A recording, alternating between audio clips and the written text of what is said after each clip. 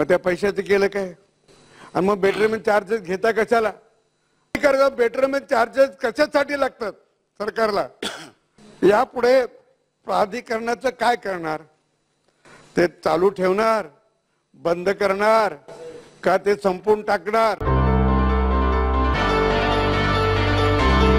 आज म्हणजेच शुक्रवार दिनांक 15 डिसेंबर 2023 रोजी हिवाळी अधिवेशनात हरिभाऊंनी सरकारला प्रश्न विचारला, पण याची माहिती सरकारकडे नाही असे उत्तर सरकारकडून त्यांना मिळाले. म्हणजेच हे असे झाले, शाळेत पोरग गेलं पण पुस्तक नेलाच विसरलं. खोटे वाटते आपल्याला? मग आपण हा व्हिडिओ पहा. संभाजीनगर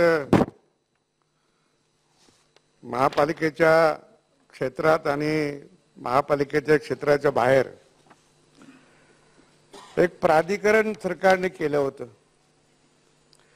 आणि त्या प्राधिकरणाला आता अर्धा वर्षपेक्षा अधिक काळ होऊन गेला. त्याची एक निवडणूक झाली.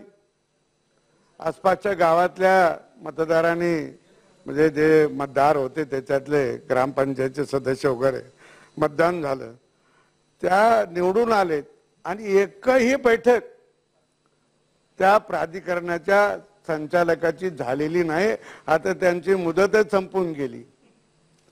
मग केलं कशाला आणि घेतलं कशाला निवडणूक, हा एक प्रश्न आहे. दुसरा प्रश्न असा आहे की या प्राधिकरणाच्या किंवा सिडकोच्या अंतर्गत जे काही महापालिकेच्या क्षेत्राच्या बाहेर क्षेत्र आहे तिथं परवानगी देण्याचं काम सिडकोकडे.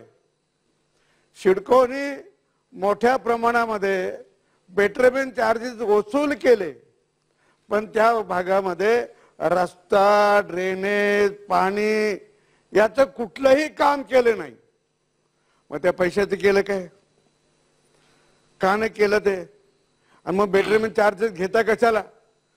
थोडे तितके वर्ष नाही, 10, 12, 15 वर्ष होत आहेत परवानग्या देऊन आणि त्या भागाचा विकास. लोकांनी घर तर बांधले चांगले, पण जायला रस्ते नाही, ड्रेनेज नाही.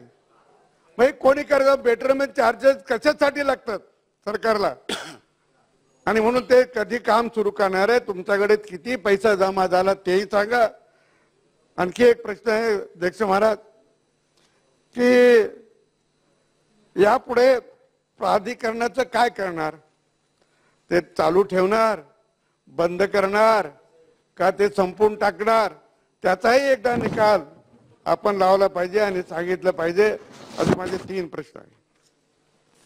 सन्मान्य अध्यक्ष महोदय, विधानसभेचे माजी अध्यक्ष आदरणीय हरिभाऊ नानांनी जो 3 प्रश्न या ठिकाणी विचारलेत, ही जी लक्षवेधी आहे वाळुंजच्या संदर्भातली आहे. प्राधिकरणाच्या बाबतीतली आता माहिती माझ्याकडे उपलब्ध नाही, परंतु 3 प्रश्नाची माहिती पटलावर ठेवली जाईल.